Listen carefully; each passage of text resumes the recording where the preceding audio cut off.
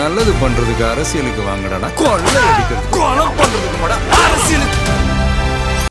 உங்களுக்கு தெரியும், கடந்த சில நாட்களாக பார்த்துக்கிட்டு இருக்கிறீங்க, அரசியலில், பேப்பரில், டிவியில் நிறைய நீ பற்றி வருது. அது உங்களுக்கு கிளாரிஃபை பண்ணணும், பேசணும் அப்படிங்கிறதுக்காகத்தான்.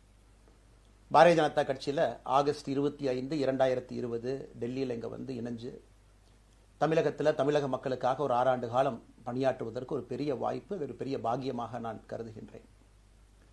இன்னைக்கு எந்த இடத்துல இணைஞ்சனோ அதே இடத்துல வந்து மரியாதையோடு, பண்போடு, அன்போடு என்னுடைய பாதை வேறு பாதையில் பயணம் செய்யணும். இலக்குகள் இன்னும் பெரிதாக இருக்கிறது. நிறைய மக்கள் இணைச்சு செயல்படணும்.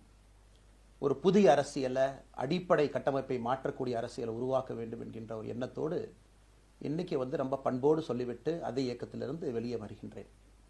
இது தமிழர் பண்புன்னு கூட வச்சுக்கலாம். வெளியே சென்றாலும் கூட மரியாதையோடு சொல்லிவிட்டு செல்வது நம்முடைய பண்பு என்பதுதான் எனக்கும் இலக்கணமாக இது இருந்திருக்கிறது. இன்றிலிருந்து நம்முடைய ஒரு புதிய பாதை, ஒரு புதிய இயக்கம், ஒரு புதிய பொலிட்டிக்கல் மூமெண்ட், அடிப்படையிலிருந்து ஒரு புதிய பரிமாணத்தோடு, பார்வையோடு பார்க்கக்கூடிய ஒரு விதத்தில் தான் நம்முடைய மூமெண்ட்டை நம்ம ஆரம்பிக்கணும். நீங்கள் எல்லோரும் சேர்ந்து இணைஞ்சு அதை ஆரம்பிக்கணும் அப்படிங்கிறது என்னுடைய பெரிய ஆசைங்க.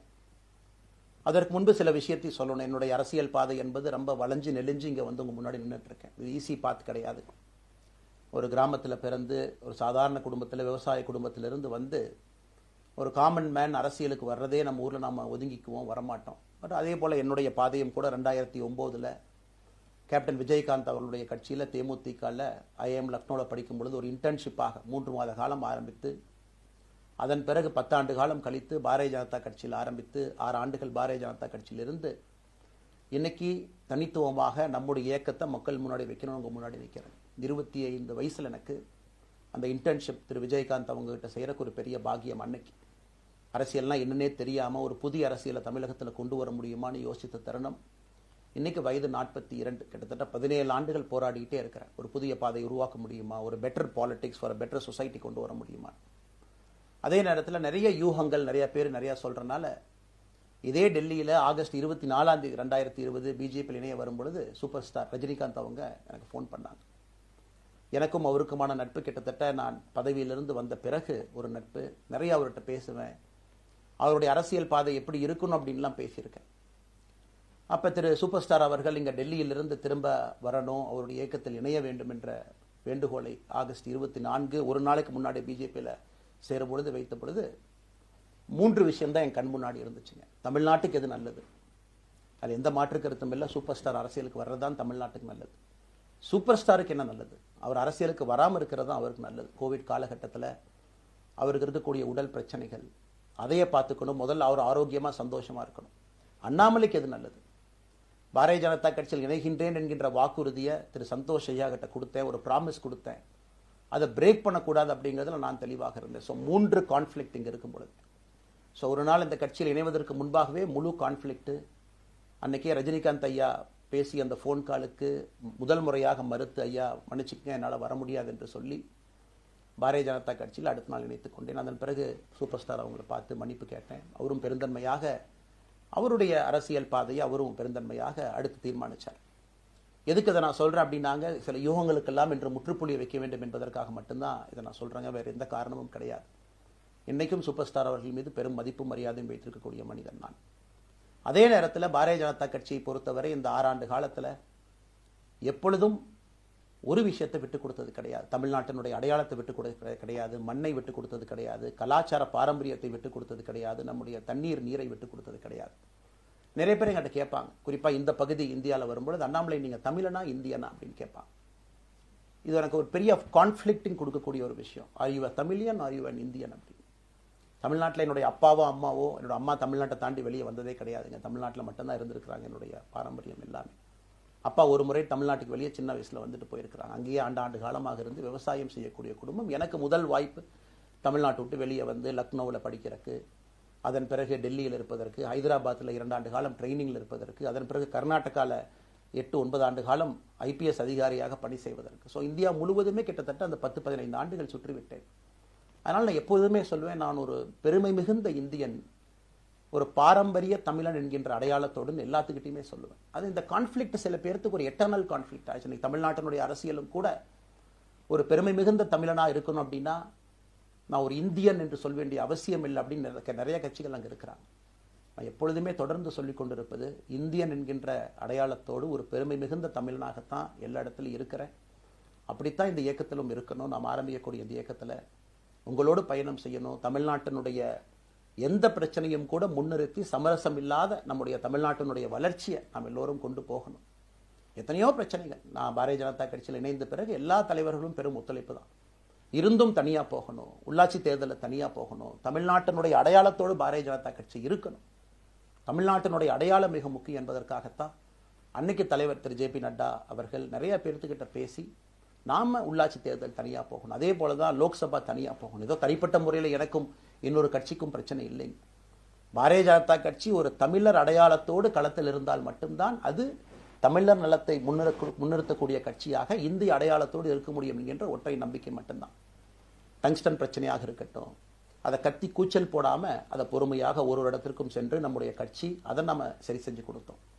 மீத்தேன் ஹைட்ரோ கார்பன் திட்டமாக இருக்கட்டும், நிலக்கரி சுரங்கம் திட்டமாக இருக்கட்டும், எதாக இருந்தாலும் கூட, ஏன் மேகதாத்து அணையில் இன்னைக்கு கர்நாடகாவில் எப்படி டி.கே. சிவகுமார் அவர்கள் சொல்றாங்களோ அன்னைக்கு நாங்கள் அணை கட்டியே தீர்வோம் என்று சொன்ன பொழுது தமிழ்நாட்டினுடைய பாரதிய ஜனதா கட்சி கர்நாடகாவில் ஆட்சியில் இருந்த நம்முடைய பாரதிய ஜனதா கட்சியை அன்னைக்கு எதிர்த்து நாம உண்ணாவிரதம் தஞ்சாவூரில் இருந்தோம். எப்பொழுதும் எந்த உரிமையும் விட்டு கொடுக்கல. அதே நேரத்தில் அந்த கான்ஃபிளிக்டை பொறுத்த வரைக்கும் கத்தி கூச்சல் போட வேண்டும் என்கின்ற அவசியம் இல்லை. பொறுமையாக பாந்தவியமா பேசி நம்ம உரிமையை விட்டு கொடுக்காம செயலாற்ற முடியும் என்பதை ஒரு நாளும் கூட எனக்கு கிடைத்த பொறுப்புக்கள்ல உங்களுக்கு நான் அதை காட்டிக்கிட்டே தான் வந்திருக்கேன். அதனால இன்னைக்கு திரு மோடி ஐயா அவர்கள் மீது மிகப்பெரிய ஒரு மரியாதை வைத்திருக்கக்கூடிய மனிதன், நாட்டினுடைய பிரதமர், இந்த நாட்டை பாதுகாத்து கொண்டிருக்கக்கூடிய மனிதர். ஆனால் ஒரு லெவல் வரும் பொழுதுங்க, இந்த சின்ன சின்ன பிரச்சனைகள் அப்படியே சேர்ந்து வரும் பொழுது தொடர்ந்து நாமும் அவர்களுக்கு பிரச்சனையாக இருக்கக்கூடாது. ஒரு பிரச்சனையை எடுத்துட்டு போய் இங்க பாருங்க இந்த பிரச்சனை, இந்த பாருங்க இந்த பிரச்சனை, இந்த பாருங்க அந்த பிரச்சனை, ஒரு அளவுக்கு தாங்க நம்ம சொல்ல முடியும். அதனால தான் பொறுமையாக பாரதிய ஜனதா கட்சியினுடைய முக்கிய தலைவர்களை பார்த்து மிக பொறுமையாக, இது இன்னைக்கு கான்வர்சேஷன் 3 நாளாக நடக்கலைங்க. இதை கிட்டத்தட்ட நான் 1 ஆண்டு காலமாக பாரதிய ஜனதா கட்சியினுடைய தலைவர்கள்ட்ட சொல்றேன். 18 மாதங்களாக எனக்கு இருக்கக்கூடிய கருத்து வேறுபாடுகளை மிக பொறுமையாக, வெளியில கத்தி கூச்சல் போடாம மிக பொறுமையாக 18 மாதங்களாக எல்லா இடத்துலையும் சொல்லிக்கிட்டே வர்றேன். டிசம்பர் 4ஆம் தேதி பாரதிய ஜனதா கட்சிக்கு சொன்னேன், நான் கட்சியிலிருந்து வெளியே செல்ல இருக்கின்றேன், இன்னைக்கே உங்களை நான் தயார்படுத்த விரும்புகிறேன். அதனால் நீங்கள் நாளைக்கு நான் எடுத்தோம் கவுத்தம் ஒரு முடிவெடுப்பதாக நீங்கள் நினைக்கக்கூடாது. டிசம்பர் 4, 2024 25 பாரதிய ஜனதா கட்சிக்கு சொல்லியிருந்தேன். தேர்தல் பணியை முடித்துவிட்டு செல்ல வேண்டும் என்று சொல்லியிருந்தார்கள். அதுவும் இந்த கட்சியினுடைய ஒரு உண்மை தொண்டனாக கட்சி சொல்லியிருக்கிறாங்க, தேர்தல் பணியை முடித்துவிட்டு மே கடைசி வரை நம்முடைய பணியை செய்துவிட்டு தான் வெளியே வரணும் அப்படின்னு. அடுத்து நாம் என்ன செய்ய போறோங்க? அடுத்து நாம் இதெல்லாம் பேசிட்டோம், பழச பேசிட்டோங்க, இருந்ததை பேசிட்டோம். அடுத்து ஆனந்தமாக அன்போடு தமிழ்நாட்டில் ஒரு அரசியல் இயக்கத்தை நாம் துவங்க இருக்கின்றோம். இது அரசியல் இயக்கமா கட்சி இல்லையா அப்படின்னு நீங்க யாரும் கேட்கவே வேண்டாம். கண்டிப்பாக தமிழகத்தில் அடுத்து நடக்கக்கூடிய தமிழகத்தினுடைய பொது தேர்தலில் நம்முடைய கட்சி போட்டியிடும், அதில் எந்த மாற்று கருத்தும் இல்லை. அதற்கு நாம தயார் பண்ணணும், நிறைய லீடர்ஸை தயார் பண்ணணும், நிறைய கேடர்ஸை வாலண்டியர்ஸை தயார் பண்ணணும், உத்வேகத்தோடு தயார் பண்ணணும், அவங்களுக்கு அந்த ஸ்கில் செட்டை நம்ம உருவாக்கி கொடுக்கணும். அதற்கு கொஞ்சம் நேரமாகும். நாம் இது ஒரு இயக்கமாக ஆரம்பித்து நிறைய மனிதர்களை உள்ளே கொண்டு வந்து அவர்களுக்கு சில இடத்துல அரசியலை சொல்லிக் கொடுத்து எல்லா தரப்பட்ட மனிதர்களையும் உள்ளே கொண்டு வந்து, ஏன்னா பாரதிய ஜனதா கட்சியினுடைய தலைவராக பொறுப்பேற்ற பிறகு நான் முதல்ல போய் ஆசீர்வாதம் யார்கிட்ட வாங்கினாங்க, சமீபத்தில் மறைந்த நல்ல கண்ணையாகிட்ட தான். இன்னைக்கு மண் சார்ந்த அரசியலை முன்னெடுக்கணும், நல்ல மனிதர்களுடைய கொள்கைகள் உள்ள கொண்டு வரணும், எல்லா மனிதர்களையும் உள்ளடக்கிய அரசியலை நாம் முன்னிறுத்தணும். டெக்னோக்ராட்ஸ் பெருமளவில் நமக்குள்ள வரணும், பெருமளவில் நமக்குள்ள டெக்னோக்ராட்ஸ் வரணும். இன்னைக்கு அமெரிக்கா போறோம், யூரோப் போறோம், அங்கே போய் நமக்கே எவ்வளவு பெருமையா இருக்கு. ஒரு மிகப்பெரிய நிறுவனம் நிவிடியா எடுத்துக்கங்க, மைக்ரான் எடுத்துக்கங்க, சாம்சங் எடுத்துக்கங்க, இன்டெல் எடுத்துக்கங்க, அங்கே இருக்கக்கூடிய இன்ஸ்டாகிராம், ஃபேஸ்புக், கூகுள், ஆல்பபெட் பார்க்கும் பொழுது வைஸ் பிரசிடென்ட் பார்த்தீங்கன்னா ஒரு தமிழன் அங்கே உட்கார்ந்துருக்கிறான். இந்தியன் என்கின்ற அடையாளத்தோடு அங்கே ஒரு தமிழன் அமர்ந்திருக்கின்றார். என்னுடைய கனவு உங்கள் பல பேர்த்த போல அவர்கள் எல்லாம் திரும்ப இங்கே வந்து அரசியல்ல ஏதோ ஒரு விதத்தில் கான்ட்ரிபியூட் பண்றதுக்கு நம்முடைய இயக்கமும் நம்முடைய வருகின்ற காலத்தில் நம்ம ஆரம்பிக்கக்கூடிய கட்சியும் அதற்கு உறுதுணையா இருக்கணும். அத்தனை டேலண்ட்டை ரிஃபைன் பண்ணி நம்ம கொண்டு வரோம். தமிழ்நாட்டினுடைய வளர்ச்சிக்கு எல்லோரையும் நம்ம பயன்படுத்தணும். இதுல எங்கேயுமே கூட நான் பெரிது நீ பெரிது என்று இருப்பதை விட ஒரு வளர்ந்த பாரதம், இந்தியா உலகத்துல மிக முக்கியமான இடத்துல அந்த பாரதம் வந்து அமரும் பொழுது முதன்மை மாநிலமாக தமிழகத்தை கொண்டு வந்து நிறுத்த வேண்டிய பொறுப்பு நமக்கு இருக்கு. அதற்கு நம்முடைய பொலிட்டிக்கல் கிராமர், பொலிட்டிக்கல் லாங்குவேஜ் எல்லாமே நம்ம மாற்றணும். நம்ம பேசக்கூடிய விஷயம். அடுத்து இன்னொன்று கேட்குறாங்க, நான் கமெண்ட் வர அப்படியே நான் பேச ஆரம்பிக்கிறேன். தமிழ்நாட்டில் இன்னைக்கு ஒரு அரசியல் கட்சி வேணுமான்னு கேட்டிங்கன்னா கண்டிப்பாக வேணும், அதில் எந்த மாற்று கருத்தும் இல்லை. காரணம், ஒரு கடைக்கு போய் நாம் ஒரு டூத் பேஸ்ட்டோ ஒரு அரிசியோ ஒரு பருப்போ வாங்கினா கூட 10 கடை ஏறி இறங்கி எங்கள் அம்மா அதெல்லாம் பார்த்து விலையை பார்த்து தரத்தை பார்த்து பொருளை பார்த்து அத்தனை முறை வாங்கித்தான் பார்ப்பேன். ஏன்னா அது நம்ம உடம்புக்குள்ளே போகிற விஷயம். ஆனால் அரசியல் கட்சி இன்னைக்கு எத்தனையோ கட்சிகள் இருந்தாலும் கூட என்னுடைய நம்பிக்கை, நம்முடைய நம்பிக்கை, வருகின்ற காலத்தில் நம்முடைய அரசியல் இயக்கம் கட்சியாக மாறும் பொழுது மக்கள் அந்த தரத்தை பிரித்து பார்ப்பார்கள். தலைவர்கள் எப்படிப்பட்டவர்கள்? நாம எல்லோருமே காமன் மேன் பொலிட்டீஷியன்ஸ். பக்கத்து வீட்டுக்காரங்க மாதிரி தான் மக்கள் நம்மளை பார்க்க போறாங்க. தூரத்திலிருந்து நாம் கை காட்ட போவது கிடையாது. ஏன்னா நாம் யாரும் அப்படிப்பட்ட குடும்பத்திலிருந்து வரவில்லை, அப்படிப்பட்ட வளர்ப்பு நமக்கு இல்லை, நாம் யாரும் அப்படி இல்லை, தமிழனுடைய கலாச்சாரமும் பண்பாடும் இல்லை. அதெல்லாம் கூட நம்முடைய அரசியல்ல முதல் நாள்ல இருந்து கல்ட் பாலிடிக்ஸ்ல இருந்து நம்ம வெளியே வரணும். அரசியல் மாற்றம்னு சொல்றாங்க, ஆனால் அதே கல்ட் பாலிடிக்ஸ். நாம அதில் இருக்க போறது இல்லை. கல்ட் பாலிடிக்ஸ்ல இருந்து வெளியே. அண்ணாமலை என்ன பிறந்த நாளா 10 பேர் கொண்டாடணுமா? அதனாலதான் நம்ம பிறந்த நாள் அன்னைக்கு எதுவுமே நம்ம செய்யல. என்னுடைய பிறந்தநாள் என்பது உங்கள் பிறந்த நாளை போல ஒரு நாள். நான் அரசியல் வருவதை என் பிறந்த நாளை எப்பவுமே கொண்டாடினது கிடையாது. அரசியல் வந்ததுக்காக சில பேர் போஸ்ட் அடிச்சு ஒட்டுறா. அந்த கலாச்சாரத்தையும் உடைக்க வேண்டும் என்பதற்காகத்தான் நேற்று நம்ம எதுவுமே பேசலைங்க, இன்னைக்கு நம்ம பேசுறோம். இந்த கல்ட் பாலிடிக்ஸ்ல இருந்து வெளியே வரணும். ஒரு காமன் மேன் பாலிடிக்ஸை முன்னிறுத்தணும். சமரசம் இல்லாத கொள்கை இருக்கக்கூடிய இயக்கமாக அது கட்சியாக முன்னாடி வரணும். அவ்வளவு குவாலிட்டியான லீடர்ஸை நம்ம பில்ட் பண்ணணும். ஒரு முதலமைச்சர் தமிழகத்தை மாற்ற முடியுமான்னு கேட்டீங்கன்னா கண்டிப்பா முடியாது. முதலமைச்சர் இருக்கக்கூடிய 35 கேபினெட் அமைச்சர்கள் மாற்ற முடியுமான்னு கேட்டா கண்டிப்பா முடியாது.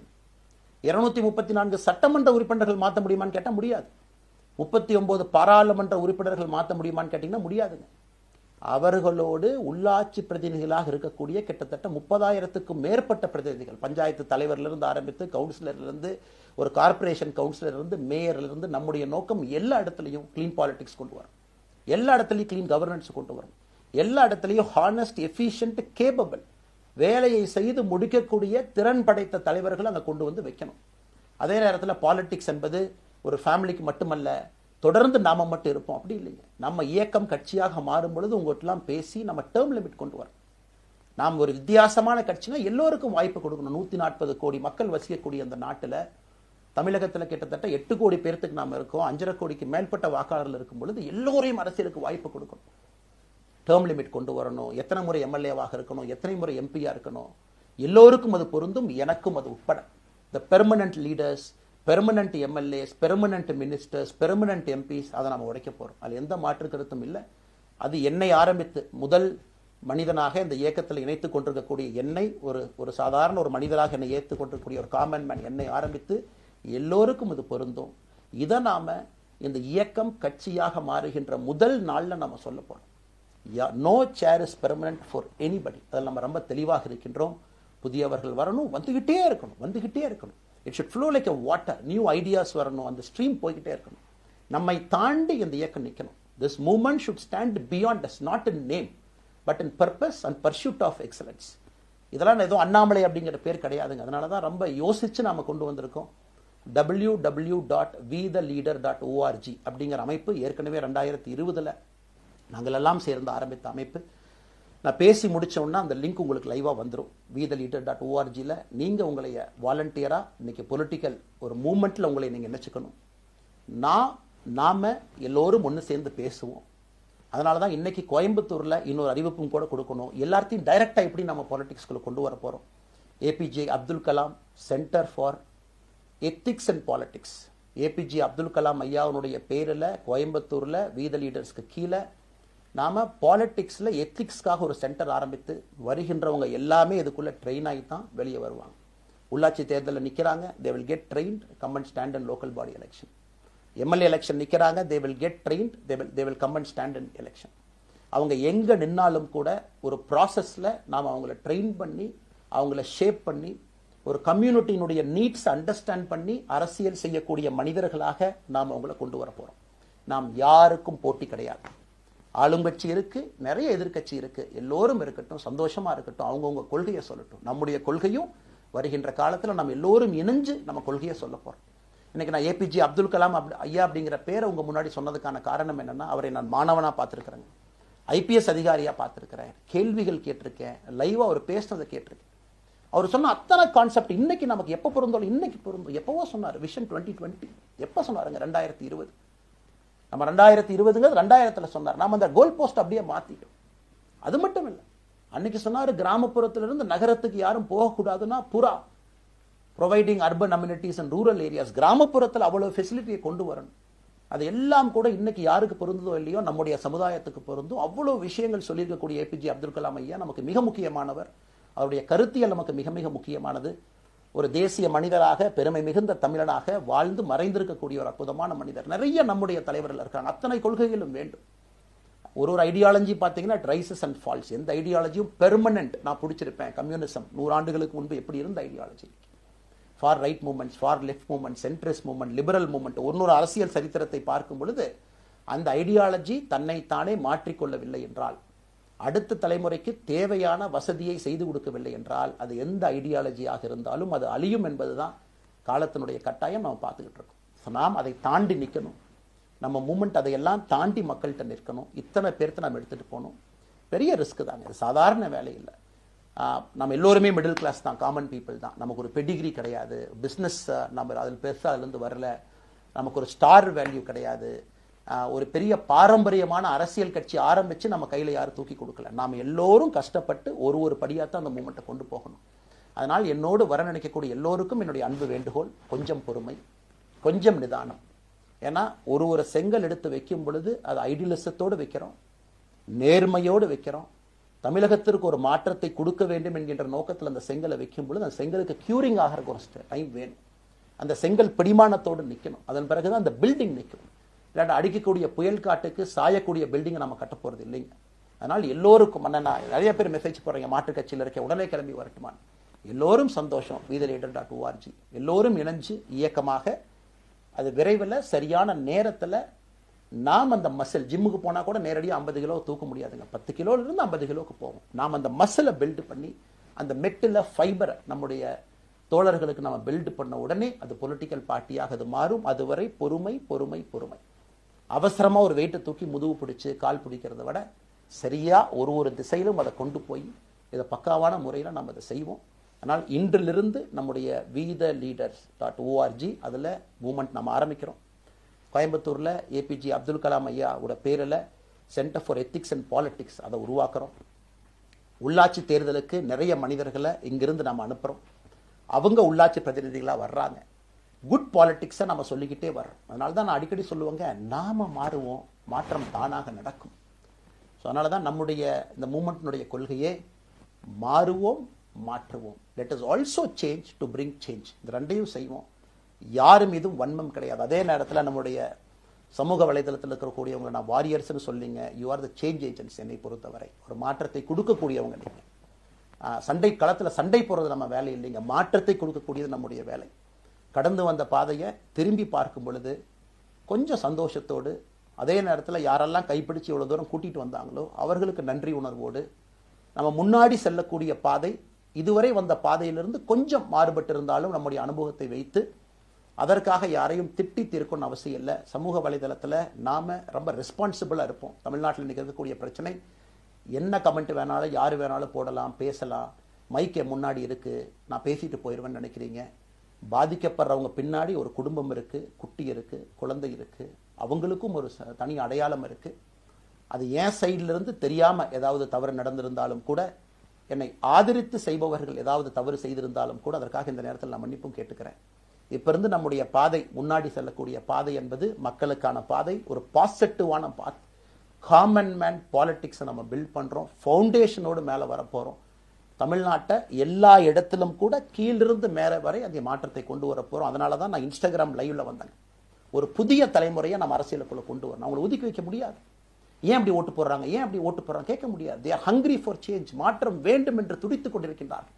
உடனே நடக்கணும். யூரோப்பியன் கண்ட்ரி போறாங்க, டூர் பார்க்குறாங்க, சோஷியல் மீடியாவில் பார்க்குறாங்க. தமிழ்நாட்டில் ஏன் நாளைக்கு காலையில் நடக்கலைங்க? அதே நேரத்தில் நம்முடைய பெரியவர்கள் எத்தனையோ பேர் நான் பார்க்குறேன். வயசான நம்முடைய பெரியவர்கள் நடந்து போறதுக்கு கூட இன்னைக்கு ஒரு பார்க் நமக்கு கிடையாது. சாயந்தரம் ஆனந்தமா இத்தனை காலமாக உழைத்து விட்டு வீட்டில் இருக்கிறாங்க. ஓய்வெடுக்கக்கூடிய நேரத்தில் கூட ஒரு கிரீன் ஸ்பேஸ் அர்பன் ஏரியாவில் கிடையாது, ரூரல் ஏரியாவில் கிடையாது. இத்தனை 60 ஆண்டு காலம் இந்த நாட்டில் வாழ்ந்தும் கூட கடைசி 20 ஆண்டுகள் நிம்மதியாக இருப்பதற்கான கட்டமைப்பை நம்ம உருவாக்கல. ஸோ எல்லாத்தையும் நாம யோசிக்கணும். ஒரு பக்கம் ஜென்சி, ஜென் ஆல்ஃபா யூத் இருக்காங்க, அந்த வேகத்துக்கு தீனி போடணும். இன்னொரு பக்கம் வயதான பெரியவர்கள், முதிர்ச்சி அடைந்தவர்கள், பக்குவப்பட்டவர்கள் இருக்கிறாங்க. அவங்களுடைய கடைசி காலத்தை பக்குவமாக வாழ்வதற்கான வசதியை நாம் ஏற்படுத்தி கொடுக்கணும். அதனால் ரொம்ப நேரம் நான் பேசிக்கிட்டே போலீங்க. அதனால் நிச்சயமாக வருகின்ற காலத்தில் நிறைய பேசுவோம், நிறைய விஷயங்களை நாம் பேசுவோம், நிறைய விஷயங்களை பகிர்ந்து கொள்வோம். அதனால் நிச்சயமாக நமக்கு நல்லது நடக்கும். இன்னொரு கேள்வி கேட்டிருக்கீங்க. ஏன்னா நான் பேச பேச அது அப்படியே மேலே வந்துட்டு இருக்கேன். எனக்கு இது புதுசுங்க, அப்படியே நானும் மேனேஜ் பண்ணி பேசிட்டு இருக்கேன். உங்களுக்கும் பிரதமருக்கும் இருக்கக்கூடிய முடிவு, நம்முடைய பிரதமர் மோடி அவர்கள் நம்முடைய பிரதமர், அந்த கௌரவம் இருக்கும். ஆனால் பாரதிய ஜனதா கட்சியிலிருந்து ஒரு விஷயத்தை நம்ம டிஸ்அக்ரி பண்ணுறோன்னா கம்பீரமாக ஸ்ட்ரெயிட்டாக நம்ம டிஸ்அக்ரி பண்ணுவோம். 3 மொழி கொள்கை சமீபத்தில் கொண்டு வந்திருக்கக்கூடிய டைம் டேபிளில் மாற்றம் 2029 தான் 9ஆம் கிளாஸ் பசங்க 3வது மொழியை படிச்சிருக்கூடாது, 2020 மாற்றிய பொழுது நான் குரல் கொடுத்தேன். அதில் எந்த மாற்று கருத்தும் இல்லை. நாம் அப்போஸ் பண்ணுறதுக்காக யாரையும் அப்போஸ் பண்ண மாட்டாங்க, எதிர்ப்பதற்காக நம்முடைய அரசியல் கிடையாது. எப்படி திமுகவை பார்க்கின்றோமோ, எப்படி அதிமுகவை பார்க்கின்றோமோ, எப்படி டிவிகேவை பார்க்குறோமோ, எப்படி அண்ணன் சீமான் அவர்களை பார்க்குறோமோ, எப்படி அண்ணன் அன்புமணி அவர்களை பார்க்குறோமோ, எப்படி இங்கே இருக்கக்கூடிய எல்லா தலைவர்கள், அண்ணன் ஜி.கே. வாசன் அவர்கள், ஏசி சண்முகம் அவர்கள், பாரிவேந்தர் அவர்கள், ஜான் பாண்டியன் அவர்கள், எல்லா கிருஷ்ணசாமி ஐயா அவர்கள், ஐயா வைகோ அவர்கள், அம்மா பிரேமலதா அவர்கள், எல்லா தமிழகத்தில் இருக்கக்கூடிய எல்லா அரசியல் கட்சியினுடைய தலைவர்கள் எப்படி பார்க்கிறோமோ அப்படித்தான் நான் பாரதிய ஜனதா கட்சியை பார்ப்பேன். அதற்காக நம்ம போய் ஒரு வன்மமோ எதுவும் கிடையாது. கட்சி அவங்க கொள்கையை அவங்க முன்னிறுத்த போறாங்க. நம்ம இயக்கத்தினுடைய கொள்கை, நம்ம கட்சியினுடைய கொள்கையை நம்ம முன்னிறுத்த போறோம். யாருக்கும் நாம் போட்டி கிடையாது. மக்கள் முன்னாடி தரம் பார்த்து மக்கள் நம்மை தேர்ந்தெடுப்பார்கள் என்கின்ற நம்பிக்கையோடு மக்கள் முன்னாடி நம்ம நிற்கிறோம். அடுத்து இன்னொரு கேள்வி கேட்டீங்க. அமித்ஷாஜி அவங்கள நீங்க பார்த்தீங்க, போட்டோலாம் வந்துச்சு, என்ன விஷயம் அப்படின்னு. அமித்ஷாஜிட்டையும் அமித்ஷா அவர்கள்ட்டையும் ரொம்ப பொறுமையாக போய் நான் சொன்னேன், இந்த மாதிரி எக்ஸ்பிளைன் பண்ண நான் போகணும். அதே நேரத்தில் நான் யாரிடமும் சண்டை போட்டு விட்டு தமிழகத்தில் உட்காந்து ஐ எம் ரிசைனிங் ஃப்ரம் பார்ட்டின்னு அனுப்புகிற ஆள் நான் கிடையாது. எனக்கு அது பழக்கமும் கிடையாது. வந்து நேராக உங்கள் கண்ணை பார்த்து சொல்லிட்டு, சில தவறுகள் இருந்தாலும் அதையும் சொல்லிவிட்டு போகக்கூடியதான் என் பண்பு. அதை நாகரீகமாக செய்ய முடியும் என்று நினைக்கின்றேன் என்று சொல்லிவிட்டு தான் வெளியே வந்தேன். அப்படி தான் ஒரு தலைவர்கிட்டையும் பண்ணேன். அதை நாம் எப்பொழுதுமே பண்ணுவோம். நாகரிகமான அரசியலை முன்னெடுப்போம். சமூக வலைதளத்தில் ஆபாசம் வேண்டாம். சமூக வலைதளத்தில் நல்லதை பேசுவோம். எல்லோரும் அவங்கவுங்க இடத்துல தமிழ்நாட்டு மக்களுக்கு நல்லது பண்ணட்டும். பொறுமை பொறுமை பொறுமை. கடைசியாக இந்த வார்த்தையை திரும்ப நான் பயன்படுத்துகிறேன். பில்டிங் கட்டுறோம், கீழிருந்து கட்டுறோம், அதை சரியான முறையில் கட்டி எடுத்துகிட்டு போகணும். நம்புங்க, கூட இருங்க. 42 ஆண்டுகள் வளைவிஞ்சு நெலிஞ்சு சுற்றி இன்னைக்கு இந்த இடத்துல உங்கள் முன்னாடி வந்து உட்கார்றேன். நிச்சயமாக நம்ம எல்லோரும் சேர்ந்து ஒரு பெரிய புரட்சியை, மாற்றத்தை தமிழகத்திற்காக, ஒரு பாரத நாட்டுக்குள்ள, இந்திய நாட்டுக்குள்ள முதன்மை மாநிலமாக தமிழகத்தை கொண்டு வருவது மட்டும்தான் நம்முடைய குறிக்கோள். வேறு எதுவும் நம்முடைய குறிக்கோள் கிடையாது. அதற்காக நம்முடைய வாழ்வை அர்ப்பணிப்போம். காத்து கொண்டிருக்கக்கூடிய எல்லோருக்கும், கேட்டுக்கொண்டிருக்கக்கூடிய எல்லோருக்கும் உங்களுடைய பொறுமைக்கு நன்றி தெரிவித்து மறுபடியும் சொல்லிக் கொள்கின்றேன். மாறுவோம்,